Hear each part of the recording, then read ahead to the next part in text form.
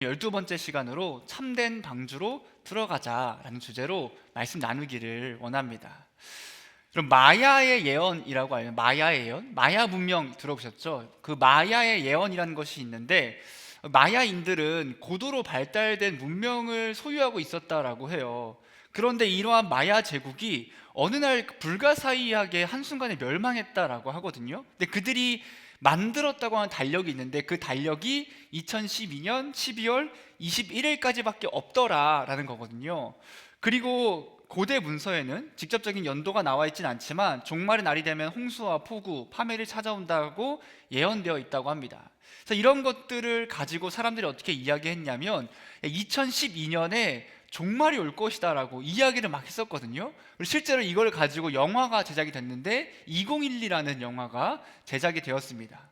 이 2012라는 영화를 좀 간단하게 설명을 하면 2012년 12월 21일에 이제 그 고대 마야인들이 지구의 멸망을 예언했고 실제로 그 멸망이 찾아온다라는 겁니다. 그래서 그 시기가 다가오니까 쓰나미든 지진이든 화산 폭발이든 여러 자연재해와 재난들이 막 일어나는 거예요. 그래서 수많은 사람들이 죽고 파괴되고 하는 중에 어떤 일이 뒤에서 일어나고 있었냐면 그걸 미리 알고 있던 사람들이 정말 최신식 엄청 거대한 방주를 만들고 있었고 그 방주에 아무나 들어갈 수 있는 것이 아니라 그 당시에 엘리트들 고위 관직자들이나 이런 사람들만 엄청난 막대한 돈을 내서 그 티켓을 팔아서 태우고 있었다. 그래서 이 주인공 일행들이 이제 그 엄청난 방주에 들어가서 이제 구사일생하는 그런 내용을 담긴 영화거든요. 제가 재난 영화를 딱히 좋아하는 편은 아닌데 딱 두 개 좋아하는 게 투모로우와 이 2012라는 건데 꽤 잘 만든 영화입니다. 재밌으냐 한번 보고 싶으신데 제가 결말을 얘기해서 볼 필요 없겠죠? 그런 영화인데 여러분 이런 거예요. 그래서 이게 언제 개봉했냐면 2009년에 개봉했습니다. 2009년에 2012년에 세상이 멸망할 거라고 이야기를 했던 거죠. 저도 기억이 나는 게 그때 당시에 2012년이 되면 진짜 세상이 멸망하는 건가? 멸망하면 어떡하지라는 그런 얘기를 친구들과 했던 기억이 있거든요. 그래서 친구들과 함께 야 수능 공부를 해야 되냐 말아야 되냐 어차피 세상 멸망할 건데 우리 뭐하러 공부해라고 했지만 그로부터 벌써 17년이 지났습니다. 여러분 제가 지금 얘기하는 여러분들한테 뭐야 과거 얘기하고 있어 라고 했겠지만 그 당시에는 정말로 세상이 멸망하는 거 아니야? 어떻게 되는 거 아니야? 라고 사람들이 좀 기대하기도 하고 고민하기도 했었는데 전혀 아무 일도 생겨나지 않았습니다. 여러분 세상이 멸망하는 재난이 닥칠 그때에 그 구원의 모티브로 많이 사용되는 게 무엇이냐면 방주거든요. 방주. 그게 배의 모형이든 어떤 거든 간에 방주라는 것이 사용될 때가 있습니다. 그게 왜 그러냐면 성경에서 이 방주를 통해서 하나님께 사람을 구원하시기 때문이에요. 오늘 말씀에 바로 이러한 방주가 나오고 있는 겁니다. 근데 이 방주라고 하는 것이 단순히 하나님께서 그 심판하실 그때의 노아의 시대 때만 필요했던 건가? 그렇진 않다라는 거예요. 오늘날 우리에게도 이러한 방주가 필요하다라는 겁니다. 방주가 있어야 한다는 거죠. 그렇다면 우리에게 오늘날 이 방주는 무엇인지, 그리고 왜 우리가 그 방주로 들어가야만 하는지 오늘 말씀을 통해 좀 함께 보기를 원합니다.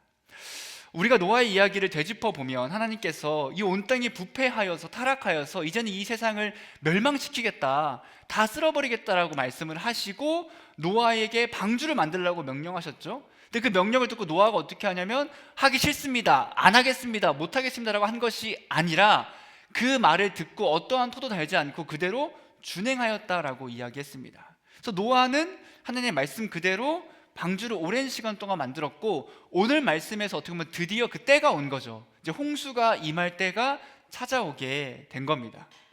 하나님께서 노아에게 어떻게 말씀하시냐면 너의 가족들을 데리고 이제는 방주로 들어가라 라고 말씀을 하세요. 노아에게 그 방주에 들어가는데 홍수가 언제 일어날 거냐면 일주일 뒤에 홍수가 임할 거야 라고 말씀하시면서 노아에게 일주일의 시간을 주십니다. 그리고 그 일주일의 시간 이후에 40일 동안 계속 비가 내리면서 이 땅이 물로 가득 찰 것이고 하나님께서 모든 지은 생물들을 그 지면에서 쓸어버리겠다. 그러니까 일주일 동안 너는 정결한 짐승을 암수 7씩, 부정한 짐승을 암수 2씩 다 방주에 태우라고 말씀을 하십니다. 이제 노아에게 남은 시간은 일주일이라는 시간밖에 없는 거예요. 그럼 이 일주일 동안 노아가 무엇을 했을까? 과연 어떤 일이 일어났을까? 사실은 성경에서는 그 이야기를 해주고 있지는 않습니다. 근데 우리가 좀 상상해 볼 법한 일이긴 한 것 같아요. 일주일 동안 과연 노아가 무엇을 어떻게 했을까를 좀 소극적으로 좀 생각해 보면, 노아가 일주일 동안 그냥 동물만 태우고 아무것도 안 했을 수도 있겠지만 사실은 그렇지 않았을 것 같은 건 무엇이냐면, 성경에서는 노아를 의로운 자라고 이야기해주고 있습니다. 노아가 오랫동안 배를 만들었다 했잖아요. 오랫동안 배를 만들면서 분명히 하나님에 대한 그 말씀을, 하나님의 그 심판을 사람들에게 전했을 거란 말이죠. 근데 전했을 그때에 노아가 조롱받고 비웃음 당하고 사람들이 무시했겠죠. 그러니까 아무도 안 탔겠죠. 근데 그런 일을 겪었음에도 불구하고 이제 하나님께서, 야 노아야, 이제 일주일 남았다, 일주일 뒤에 세상이 멸망할 거라 말씀하실 그때에 이 노아는 의로운 자였기 때문에 그 마지막까지 분명히 사람들에게 하나님의 그 말씀과 심판을 전했을 겁니다. 노아가 하나님의 그 모든 말씀을 전했음에도 불구하고 그 사람들은 듣지 않고 믿지 않은 거죠. 그럼 성경에서 보면 의로운 자들은 자신만 살려고 하지 않거든요. 그 의로운 모든 사람들은 자기가 구원받는다고 해도 다른 사람들까지 구원받기를 언제나 하나님께 요청하는 부분이 있습니다. 가장 중심적인 인물이 아브라함이죠. 아브라함이 하나님께서 내가 소돔과 고모라를 멸망시킬 거라고 말씀하시니까 어떻게 하냐면, 하나님, 그 소돔과 고모라에 50명의 의인이 있다면 그것을 멸망시키실 겁니까? 그러니까 안 한다 하세요. 그래서 아까 아브라함이 좀 이렇게 좀 두려움이 있는 거죠. 그 45명이라면, 40명이라면, 30명이라면, 20명이라면, 아니 진짜 10명만 의인이 있다면 그곳을 멸망시킬 겁니까? 그들을 죽이실 겁니까? 할 그때에 하나님께서 어떻게 말씀하시냐면, 10명의 의인이 있으면 내가 멸망시키지 않을게 라고 말씀하시면서 그 아브라함의 간구를 들어주시는 거죠. 의인들은 자기만 살려고 하는 것이 아니라 분명히 다른 사람들을 살리려고 하거든요. 노아도 다르지 않았을 거다라는 거죠. 하지만 그 결과는 어떠했냐면 누구도 노아의 말을 듣지 않았다라는 겁니다. 예수님께서 노아의 때를 이렇게 말씀해 주세요. 누가복음 17장 27절 말씀에, 노아가 방주에 들어가던 날까지 사람들이 먹고 마시고 장가들고 시집 가더니 홍수가 나서 그들을 다 멸망시켰다라는 겁니다. 홍수가 임하는 그날까지 사람들이 어떻게 했냐면 먹고 마시고 시집가고 장가가면서 일상적인 삶을 살았습니다. 그들은 하나님의 그 심판의 말씀을 듣지도 않았고 스스로 평안하다, 안전하다, 괜찮다라고 하면서 여전히 부패하고 죄악된 삶을 살아갔다라는 거예요. 홍수 당일에도 여느 날과 같았을 겁니다. 다르지 않았을 거예요. 뭐 비가 좀 더 왔을까? 아니면 좀 비가 세차게 몰아쳤을까? 사람들이 생각했을 겁니다. 그냥 비가 오는구나, 비가 좀 많이 오는구나 하고 여느 때와 같이 먹고 마시고 놀고 장가갈 사람 장가가고 시집갈 사람 시집가며 살았다는 거죠. 하지만 그날에는 이전과 비교할 수 없는 물이 들이닥치게 되고 홍수가 일어나서 그 사람들을 다 휩쓸게 됩니다. 그때 사람들은 비로소 깨달았겠죠. 아, 노아의 말이 진짜였구나 하고 그 죽음 가운데 있을 그때에 그들은 두려움 가운데서 후회했을 겁니다. 그때서야 어리석음을 뉘우치고 눈물을 흘리며 회개하는 사람들이 수없이 많이 있었을 테지만 하나님은 어떻게 말씀하시냐면 이미 늦었다라는 거예요. 심판이 있기 전에는 하나님께서는 분명히 기회를 주시고 그 구원하심에 대해서 말씀하시지만 이미 심판이 딱 시작된 그 이후로부터는 끝인 겁니다. 그때부터는 하나님이 구원하고자 하나님의 말씀을 받고 믿은 자들만 구원받게 되는 거죠. 하나님의 심판이라고 하는 것은 여러분 갑작스럽게 임하거든요. 뭐 내일 임할 거야, 모레 임할 거야 라고 하는 게 아니라 하나님께서 언제일지 모르지만 갑작스럽게 심판을 임하십니다. 소돔과 고모라 때도 그렇고 출애굽 상황 때도 그랬던 거죠. 하지만 하나님의 심판이 임하기 전에는 반드시 징조를 보여주세요. 이러이러한 일이 있은 이후에 심판이 있을 거다라고 말씀하시면서 홍수도 마찬가지죠. 노아를 통해서 계속 선포하시잖아요. 심판이 있을 거다, 멸망시킬 거다 라고 말씀하시지만 사람들이 그거를 듣지 않았던 거죠. 그럼 이 땅의 최후의 심판은 언제 이루어지는가? 뭐 지구 멸망이 아니라 예수님이 재림하실 그때를 성경은 최후의 심판이라고 말해주고 있습니다. 그래서 예수님은 어떻게 말씀하시냐면 언제나 그때를 준비하고 있으라고 합니다. 준비하고 있으라. 우리에게 깨어서 준비하고 있으라고 말씀을 하세요. 깨어 있어라. 기름을 준비해라. 맡은 사명을 온전히 감당하고 언제나 그 주인이 맡기고 돌아올 그때가 언제일지 모르니까 그 종들은, 그 백성들은 그 맡은 것을 가지고 항상 열심히 최선을 다해서 준비하고 깨어서 살아가라고 예수님은 말씀해 주고 계신 겁니다. 우리 예수님의 재림이 언제인지 사실 알 수 없어요. 그거는 누구도 알 수 없습니다. 누군가가 예수님의 재림이 이때 일어난다고 하면 무조건 다 이단입니다. 심지어 제가 여러분들에게 몇 년 뒤에 이런 일이 있을 거다라고 얘기해도 저를 바로 그냥 이단 취급하시면 돼요. 누구도 알 수 없습니다. 하지만 중요한 건 언제 올지 알지 모르지만 무조건 오신다라는 거고, 그때는 우리가 마치 노아의 시대처럼 평안하다, 안전하다, 괜찮다, 아무 일도 일어나지 않아라 할 그때 예수님께서 재림하신다라는 겁니다. 그때 우리는 깨어 있어야 하는 거죠. 깨어 있어야 하는 거죠. 결국 우리도 노아처럼 구원받기 위해서 방주에 들어가야 합니다. 우리에게도 방주가 필요합니다. 그렇다면 우리의 방주는 무엇일까? 우리를 구원할, 예수님의 재림하실 그때 우리를 구원할 방주는 무엇일까? 그 2012란 영화처럼 최신식 엄청 거대한 배를 타야 하는 걸까? 아니면은 지하 벙커에 들어가 숨어 있어야 하는 걸까? 아니면 값비싼 집에 들어가서 누구도 오지 못하는 요새 가운데 살아야 하는 걸까? 하는 겁니다. 여러분, 이게 다 아니라는 거예요. 이런 것들 우리의 진짜 방주가 아니라 우리의 참된 방주에 대해서 성경은 이야기해 주는데, 여러분, 이 방주는 예표하는, 예표. 우리 노아 말씀 때 얘기했죠. 노아는 예수님을 예표하는 거다. 예수님의 모형이다.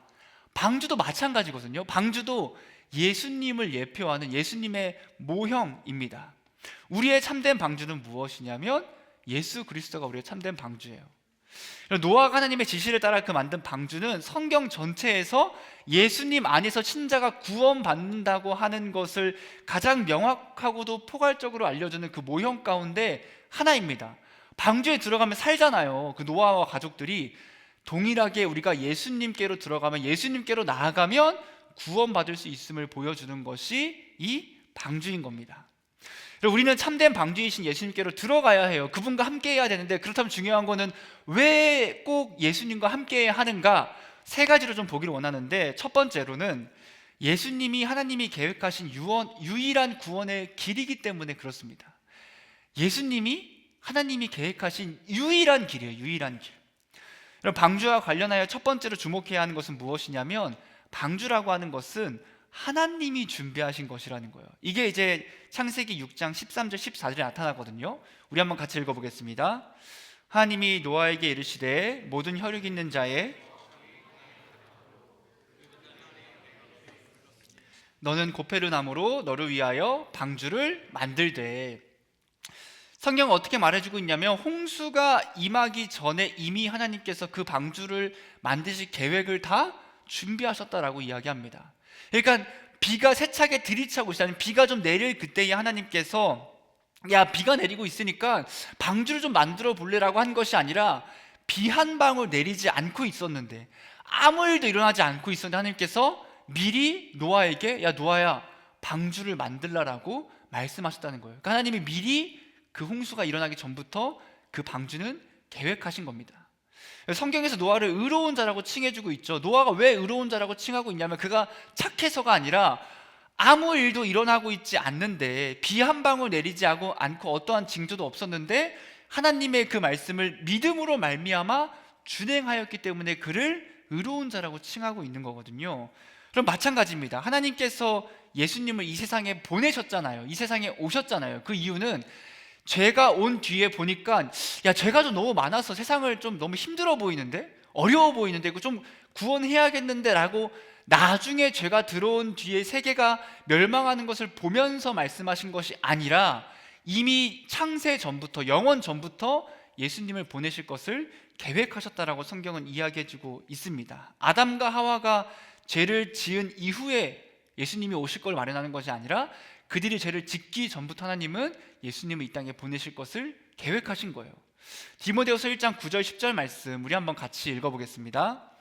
하나님이 우리를 구원하사 거룩하신 소명으로 부르심은 우리의 행위대로 하심이 아니요 오직 자기의 뜻과 영원 전부터 그리스도 예수 안에서 우리에게 주신 은혜대로 하심이라. 이제는 우리 구주 그리스도의 예수의 나타나심으로 말미암아 나타났으니 그는 사망을 패하시고 복음으로써 생명과 썩지 아니할 것을 드러내신지라 라는 거죠. 하나님은 아담과 하와가 범죄했을 그때부터 예수님이 이 땅을 보내실 것을 말씀하시잖아요. 아담과 하와가 범죄하고 뱀에게 어떻게 말씀하시냐면, 여자의 후손이 그 뱀의 머리를 상하게 할 것이다 라고 말씀하셨죠. 여자의 후손은 예수님입니다. 예수님께서 그 마귀의 머리를 상하게 할 것이다, 그 마귀를 심판하실 것을 말씀해 주고 계십니다. 여러분, 방주가 노아를 위한 하나님의 계획이었던 것처럼 하나님께서는 죄인이 우리들을 위해서 누구를 계획하시냐면 예수 그리스도를 보내실 것을 이미 영원 전부터 계획하셨다는 겁니다.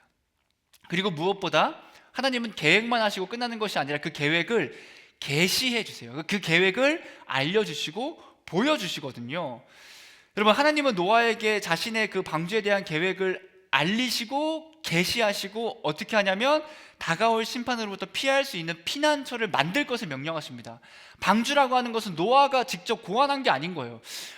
홍수가 임한다고? 어느 정도의 크기를 만들어야 할까? 어떻게 만들어야 할까? 나무를 쓸까? 뭘 쓸까? 한 것이 아니라 하나님께서 고페르 나무를 가지고 이러하게 3층의 구조로 해서 이렇게 이 배를 만들라라고 그냥 다 주신 거예요. 노아는 그냥 그 계시된 거에 따라서 만들었을 뿐입니다.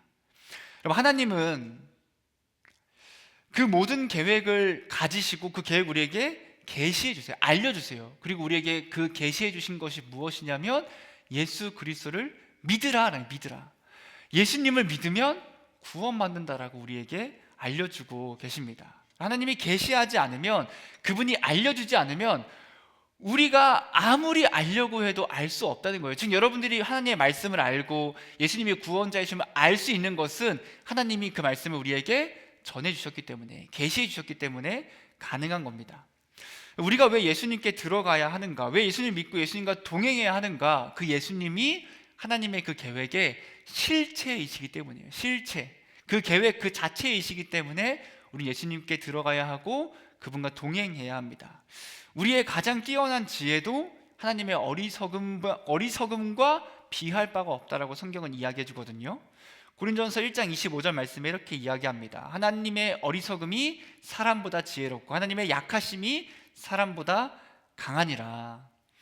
하나님은 어리석지 않으시죠. 어리석을 수가 없으시죠. 근데 만약에 어리석다라고 가정을 해보고 한다면 하나님이 아무리 어리석어도 이 땅에서 우리 사람 중에 가장 지혜로운 자의 지혜보다도 더 지혜롭다라는 겁니다. 여러분, 비교할 수가 없다는 거예요.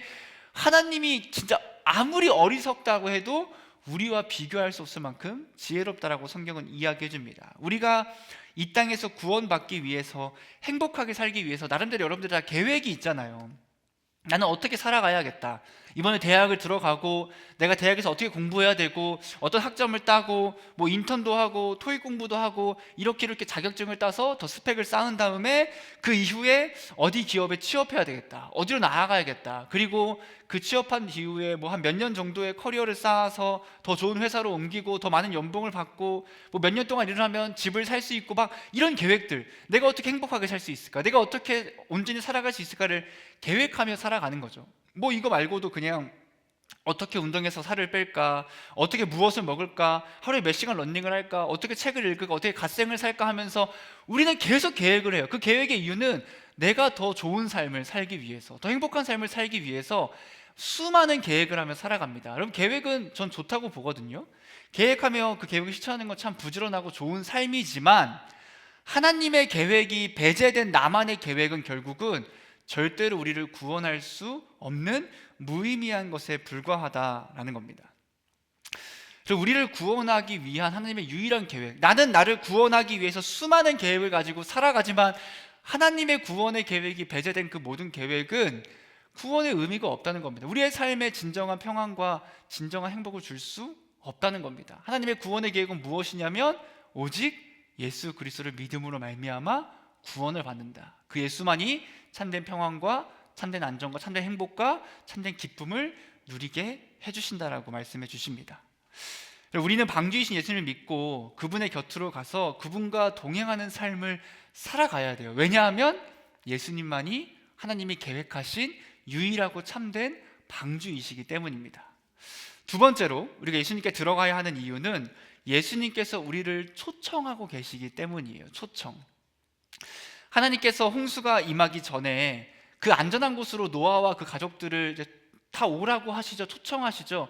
이 모습은 마치 어떤 모습과 같냐면 너무너무 따뜻하고 친절한 다정한 아버지가 비가 막 쏟아지고 있는 그때의 자녀들에게 야 누구누구야 얼른 들어와, 얼른 집으로 들어와, 안전한 곳으로, 따뜻한 곳으로 들어와 라고 하면서 그 자녀들을 집으로 들여보내는 것과 같은 그런 따뜻한 모습을 보여주고 있는 거죠. 하나님은 노아와 그의 가족들에게 방주 안으로 들어오라고 초청을 하세요. 창세기 7장 1절 말씀에 이렇게 이야기합니다. 여호와께서 노아에게 이르시되 너와 내 온 집은 방주로 들어가라 라고 하시죠. 여기서 들어가라 라고 하는 그 원어가, 우리는 이제 들어가라 가라라고 말하지만 그 원어의 의미 가운데 가라라는 의미와 함께 또 오라라는 의미가 함께 있거든요. 근데 이 단어가 대부분은 오라라는, 들어오라 라는 것에 많이 쓰이게 됩니다. 그러니까 하나님께 지금 노아에게 어떻게 하고 있는 거냐면 너 저기로 가 라고 하는 게 아니라 노아야 일로 와 라고 하고 있는 겁니다. 여러분 가라는 것은 뭐죠? 명령한 너 저기로 좀 가. 여러분 성찬아 미안하다 항상. 성찬아 너 저 뒤로 가 라고 하면 명령하는 거지만 성찬아 너 나한테 와 오고 싶니? 그럼 제가 초청하는 거죠. 초청. 나에게 와 성찬아 나랑 함께 하자라고 초청하는 겁니다. 또 가라고 하는 것은 뭐죠? 멀어지는 거죠. 저기로 가라고 할 때 저와 마치 멀어지는 것처럼 보이지만 제가 뒤에 있는 청년들에게 나에게 저에게 오세요라고 하는 것은 가까워진 초청의 의미가 있는 겁니다. 하나님은 지금 노아에게 너 저기 저 멀리로 가라고 하는 것이 아니라 노아야 이 방주로 와.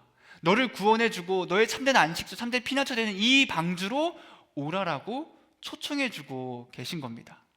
하나님은 그들을 인도하시고 그들과 동행하시며 때가 이를 그때까지 안전하게 내가 보호해 줄게라고 초청해주고 계신 거죠. 그럼 예수님도 우리를 부르시거든요. 예수님께서 이렇게 말씀하십니다. 수고하고 무거운 짐진 자들아 다 저기로 가라 라고 하십니까? 또 저기로 가라 라고 하십니까? 그럼 아닙니다. 마태복음 11장 28절에 이렇게 이야기하거든요. 함께 읽어보겠습니다. 수고하고 무거운 짐진 자들아 다 내게로 오라 내가 너희를 쉬게 하리라 라고 초청하고 계세요. 예수님은 야 너 힘들어? 지쳤어? 어려워? 절로 좀 가봐. 저기 뭐 PC방을 가봐, 뭐 카페를 가봐, 어디를 가봐라고 가라고 하시는 것이 아니라 수고하고 무거운 짐진 자들아 지치고 힘들고 어려운 누구누구야 나한테 와, 내게로 와, 내가 너를 쉬게 해줄게라고 초청하고 있는 거죠. 여러분 예수님의 이 초청은 누구나 들을 수 있습니다. 하지만 누구에게나 허락된 것은 아닙니다. 예수님께서 혼인잔치의 비유를 그 천국에 대해 말씀하시면서 해주시거든요. 이 비유가 이런 거예요. 자기의 아들을 위하여 혼인잔치를 베푼 어떤 임금이 있어요. 임금. 그 임금이 어떻게 하냐면 쉽게 말하면 초청에 리스트업 된 사람들을 다 부릅니다. 뭐 수아야, 뭐 민규야, 누구누구야 다 와라라고 다 초청하는데 어떻게 하냐면 안 온 거예요. 수아가 저는 바쁩니다.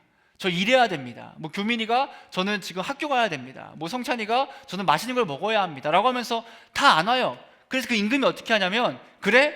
그럼 너희들 다 그냥 오지 마라 하고 그들을 다 시켜놓고 버립니다. 그리고 자기의 잔치에 오지 않았던 그 사람들이 아니라 그 신하에게 길거리로 가서 아무나 다 초청하라고 합니다. 그래서 그 신하가 선한 자든 악한 자든 누구나 다 초청을 해서 모두가 초청을 받아서 오게 되는데 문제는 무엇이냐면 그 가운데에 왔을지라도 예복이 준비되어 있지 않은 사람들은 들어가지 못하더라. 그러면서 22장 14절에 이렇게 말씀하십니다. 청함을 받은 자는 많되 택함을 입은 자는 적으니라 라는 거예요. 예수님의 초청을 받고도 거부하는 사람들이 있어요. 복음을 듣고도 거부하는 사람들이 있어요. 난 안 들을 거야, 난 안 믿을 거야, 난 안 갈 거야, 예수는 없어라고 하는 사람들이 있고 또 어떤 사람들은 초청을 받고도 준비되어 있지 않은 사람들이 있는 겁니다. 쉽게 말하면 함께 예배드리고 함께 기도하고 함께 믿는다고 하지만 사실은 그 가운데 믿음이 없는 사람들도 있다는 거예요. 또 어떤 사람들은 초청을 받고 그 듣고 믿음으로 초청에 응답하는 자들, 그들만이 구원을 받게 된다라고 말씀하십니다. 하나님께서 노아를 초청하듯이 그리고 노아가 이웃들에게 방주로 들어오라고 초청했듯이 예수님께서도 우리에게 그 초청하십니다. 내게로 오라. 지치고 힘들고 고난 자들이여 내게로 오라라고 초청해주고 계신 거죠. 하지만 오늘날에도 노아의 시대 때와 같이 아무리 불러도 사람들이 오지 않는 거예요. 여러분 아무리 오랜 시간이 흘러도 우리 인간의 본성, 그 악한 본성은 변하지 않는 것을 볼 수 있죠. 그때에도 노아의 부름에 아무도 오지 않았던 것처럼 오늘날에도 그 하나님의, 그 예수님의 요청에 수많은 사람들은 오지 않습니다. 여러분, 우리는 어떤가? 나는 과연 어떤가 하는 거죠. 예수님의 부르심에 바로 응답하는가? 아니면 부르심이 들렸지만 그냥 무시하고, 저 지금 바쁘니까, 저 지금 학교 가야 되니까, 저 지금 공부해야 되니까, 저 지금 취업해야 되니까, 저 지금 연애해야 되고 뭐 할 게 많으니까 예수님 나중에 갈게요, 나중에 할게요 라고 그 초청을 무시하고 있는가 하는 겁니다. 여러분, 예수님의 나를 따르라는 그 부르심이 제자들에게 주어질 때 가장 합당한 반응은 무엇이냐면 그물을 내려놓고 따르는 겁니다. 노아도 방주 안으로 들어갈 때 모든 걸 다 챙기지 않았어요. 자신의 모든 걸 다 버리고 왔거든요. 집도 뭐 가구도 다 버린 다음에 하나님의 말씀대로 그 방주에 들어가게 됩니다. 그리고 우리가 가지고 있는 걸 다 버리라고 하는 게 아니에요. 여러분들이 뭐 돈이든 집이든 다 버리고 믿음만 가져라 이런 말 절대 아닙니다. 소유하고 살아가야 하지만 중요한 게 무엇이냐면 내 삶에 있어서 가장 사랑하고 가장 중요한 것이 무엇인가를 확립할 필요 있는 거예요. 내가 예수님을 가장 사랑한다면 예수님의 부르심에 우린 바로 응답할 수 있어야 하는 거죠. 그럼 이런 거죠. 대학의 시험 기간 가운데 있든 자격증 시험을 준비하고 있든 돈을 더 벌 수 있는 기회가 주어졌든 여행을 가고 싶고 내가 쉬고 싶은 상황이 주어졌든 내 삶의 기준이 예수님이고 내가 예수님을 가장 사랑하고 그분의 부르심에 응답하는 자라면 그 수많은 핑계와 변명들을 다 일갈하고 이 주일 하루만큼은 내가 예수님을 위해 충분히 살아갈 수 있는 거예요. 여러분, 내가 진짜 예수님의 응답하심에, 그 부르심에, 그 초청에 응답한다면 뭐 일주일 내내 여러분 삶 다 내팽개치고 가라는 것이 아니라 이 주일 하루만큼은 일주일을 하나님의 그 말씀대로 삶에서 살아가고 이 주일 하루만큼은 그 부르심에 충분히 응답받고 살아갈 수 있다라는 거죠. 진짜 내가 예수님을 가장 사랑하지 못하고 믿지 못하면 예수님의 그 초청과 부르심이 있을 그때에 예수님 저 지금 너무 바쁜데, 저 지금 뭐 해야 하는데, 이거 지금 당장 내가 지금 시험 준비하지 않으면 나 시험 못 볼 것 같은데 라고 하면서 결국은 내가 할 일이 있으니 나중에 가겠습니다 라고 대답하는 거죠. 사실 이것은 예수님이 내 삶의 주인이고 진짜 내 삶을 인도하신다는 그 믿음이 우리에게 부족한, 우리의 연약한 모습입니다. 오직 예수님의 초청이 있을 그때에 그 예수님을 믿고 그 초청에 따르는 자만이 그 예수님, 방주이신 예수님과 함께 할 수 있게 되는 거예요. 마지막 세 번째입니다. 그 들어가야 하는 이유는 예수님이 유일하고도 완전한 피난처이시기 때문이에요. 그분만이 유일하고 완전한 피난처가 되십니다. 여러분, 세상에 하나님의 진노의 심판이 임할 때 구원받는 유일한 장소가 어디였냐면 높은 산도 아니고 어떤 동물의 등 뒤도 아니고 누군가를 의지하는 것도 아니고 이 방주 안, 그 방주 안만이 유일하게 구원받을 수 있는 그 피난처가 되었습니다. 방주 외의 장소에서는 그 어느 것도 그 무엇도 살아남을 수 없었어요. 또한 방주는 절대적으로 안전한 장소였는데 방주 안에는 절대 물이 새지 않습니다. 홍수가 막 파도가 치고 막 비바람이 내려쳐도 그 방주 안에는 어떠한 물도 새지 않았고 심지어 그 문도 절대 열리지 않았어요. 여러분, 말씀을 잘 보면 알겠지만 이 방주의 문을 누가 닫죠? 노아가 닫은 게 아니에요. 노아가 막 힘들어서 닫은 게 아니라 노아의 가족들과 그 모든 동물들이 방주에 들어가니 하나님께서 그 방주의 문을 닫으십니다.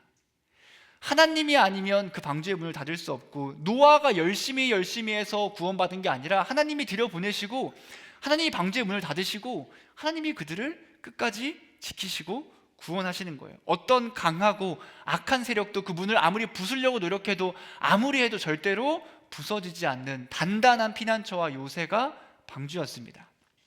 마지막으로 방주 안에 있는 그 모든 생물은 완전하고 안전하게 보존되었습니다. 그 홍수의 심판이 끝날 때까지, 그리고 끝나고 나서까지 그 안에 있는 어떠한 생물도 다치지 않고 죽지 않고 그 생명을 보존받게 됩니다.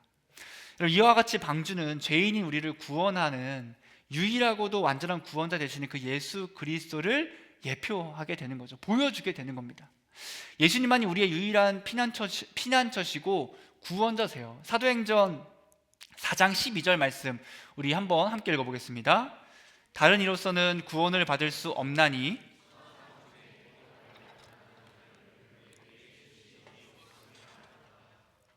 여러분, 다른 이로서는, 다른 이름으로는 구원받을 수 없습니다. 오직 예수님을 믿음으로만, 예수님을 통해서만 구원받을 수 있어요.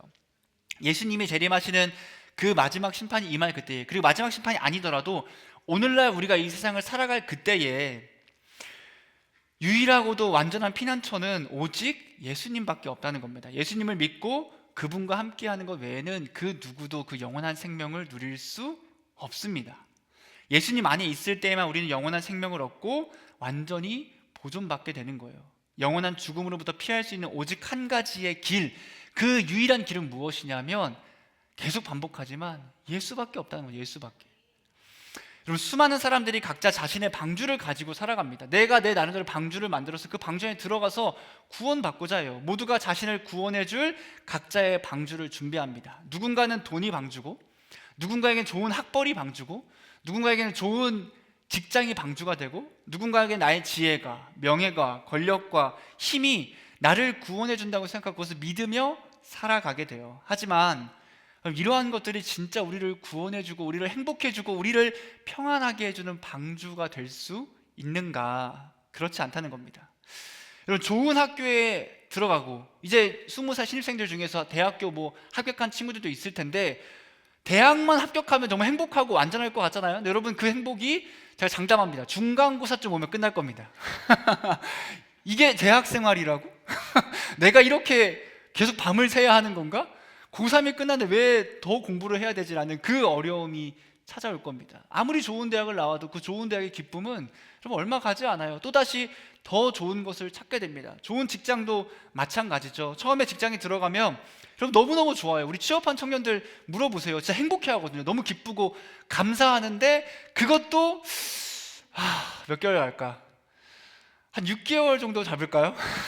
한 6개월 잡으면, 아니면 1년까지 안 가는 것 같아. 사실은 한 6개월 잡으면 왜 이렇게 힘들까? 왜 또 야근을 해야 될까? 왜 내가 일하는 거에 비해 돈을 적게 줄까라는 수많은 불평이 생기면서 안 되겠다, 바로 사직서 딱 꺼내서 준비하는 일이 일어나게 되는 거죠.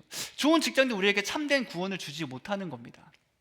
세상의 그 모든 것들, 명예와 권력도 마찬가지고, 여러분 사실은 우리가 가장 소중하게 생각하는 것은 돈이겠죠. 돈. 여러분, 돈 얼마가 있으시면 행복합니까? 우리 LG기 훈련할 때 물어봤는데 내 생각보다 너무 적게 나왔어. 최대 금액이 100억이었는데 더 부를 줄 알았는데 아니더라고요. 그러면 얼마가 있어야 우리가 진짜 참된 방주에서 사는 것 같은 그 구원을 누릴 수 있을까?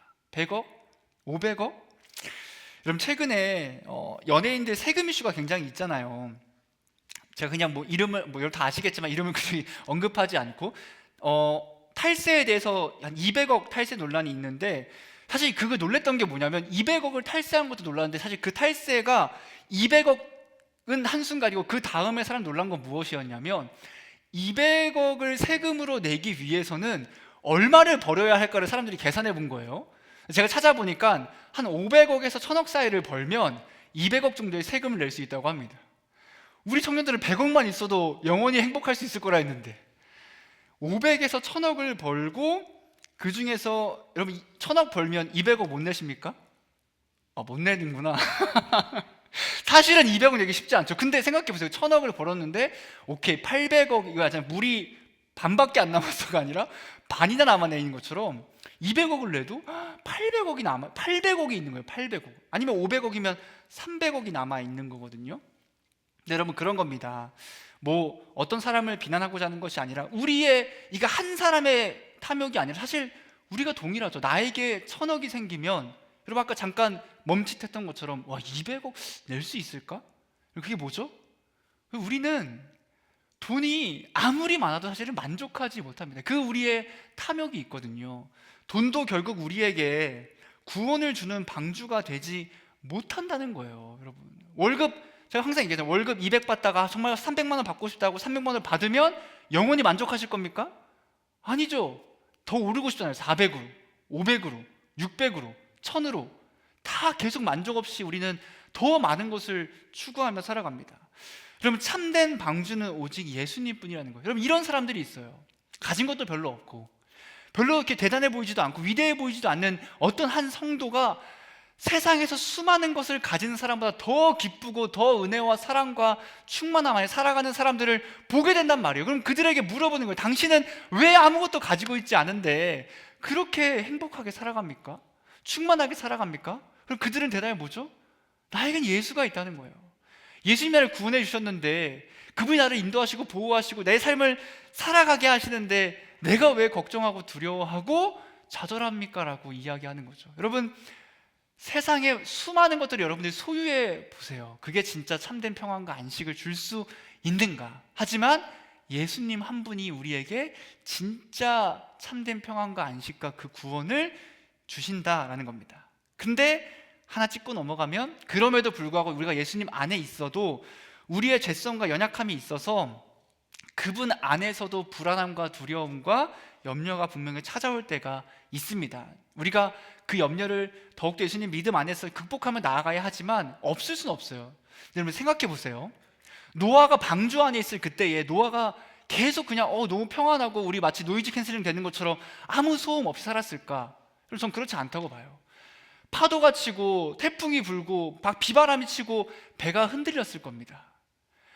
나무로 만들었기 때문에 끼익끼익 소리가 났을 수 있고 수많은 동물들의 울음소리가 막 가득했을 거예요. 노아도 두려웠겠죠.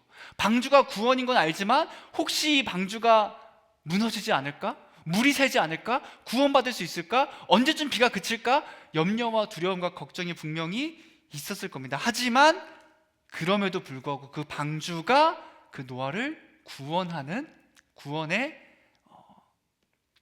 구원이 되었다라는 거죠. 그럼 예수님도 마찬가지입니다. 우리가 예수님 안에 있을 때 두려움이 원래 없어야죠. 염려가 없어야 되고 행복과 충만한 가운데 있어야 하지만 우리의 연약함이 분명히 있다는 거예요. 우리의 죄성과 우리의 그 부족함이 있어서 예수님을 믿음에도 불구하고 여러분 두려워할 수 있습니다. 염려할 수 있습니다. 불안할 수 있습니다. 예수님은 그래서 예수님을 찾으라고, 예수님께 나아오라고 초청하시는 거죠. 하지만 중요한 건 무엇이냐면, 그럼에도 불구하고 예수님만이 우리의 참된 방주가 되신다는 사실을 기억하길 바랍니다. 그래서 두려움과 어려움이 있을 때 그 방주를 열고 뛰쳐나가는 것이 아니라, 그럼에도 예수님 안에서 살아가는 우리가 되기를 원하고, 세상의 거짓되고 헛된 방주를 추구하며 살아가는 것이 아니라 오직 참된 방주이신 그 예수 그리스도를 의지하고 믿고 그분으로 살아가는 우리 모두가 되기를 주님의 이름으로 축복하고 소망합니다. 이 시간 함께 찬양하기를 원합니다. 우리의 피난처 되시는 예수님, 내가 주님과 함께하길 원합니다. 내가 주님을 사랑합니다라고 함께 고백하며 나아갑시다.